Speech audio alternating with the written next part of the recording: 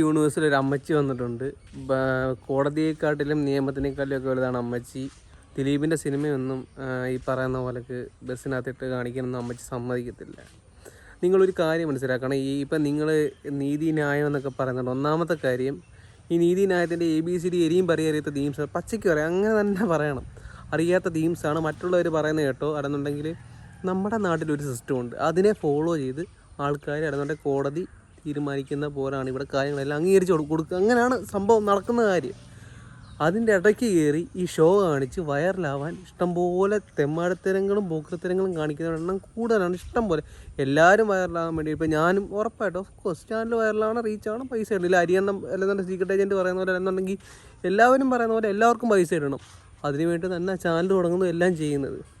പക്ഷേ എന്ന് പറഞ്ഞ് ഒരു വ്യക്തിയെ ചെയ്യാത്ത തെറ്റിന് കോടതി നിരപരാധി എന്ന് പറഞ്ഞ ഇത് വ്യക്തിയെ പറ്റിയിട്ട് ഇങ്ങനത്തെ പോകൃതരങ്ങളൊക്കെ പറയുന്ന ഭൂലോക വൃത്തികെട്ട സംസ്കാരമില്ലാത്ത പരിപാടിയായിട്ടാണ് എനിക്ക് പേഴ്സണലി ഫീലായത്. നിങ്ങളുടെ അഭിപ്രായങ്ങൾ നിങ്ങൾ പറയുക. ഇപ്പോൾ എന്തുവാ ഇരയോ ഗിരയോ അങ്ങനെയൊക്കെ പറയുന്ന ന്യൂസ് ഉണ്ട്. അങ്ങനെയൊക്കെ പറയാൻ നിങ്ങളൊരു കാര്യം മനസ്സിലാക്കുക. നിങ്ങൾക്കാർക്കും ഇതിൽ ഒന്നും അറിയത്തില്ല. ഈ സോഷ്യൽ മീഡിയ അല്ലെന്നുണ്ടെങ്കിൽ പത്രക്കാർ പടച്ചു വിടുന്ന തേപ്പ് കഥകൾ മാത്രമേ നമുക്കെല്ലാവർക്കും അറിയത്തുള്ളൂ. എനിക്കും അറിയത്തില്ല. വ്യക്തിയുടെ 1000 ഇഷ്ടം പേജുള്ള വിധിയാണ് കോടതി പുറത്ത് വിട്ടത്. അല്ലെന്നുണ്ടെങ്കിൽ കോടതി അതിനെ ബേസ് ചെയ്തുള്ള കാര്യങ്ങൾ മാത്രമേ നമുക്ക് സംസാരിക്കാൻ പറ്റത്തുള്ളൂ. അതിൻ്റെ പകർപ്പൊന്നും എനിക്ക് കിട്ടിയിട്ടില്ല.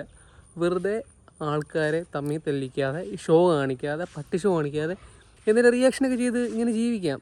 ഒരു കുഴപ്പമില്ല.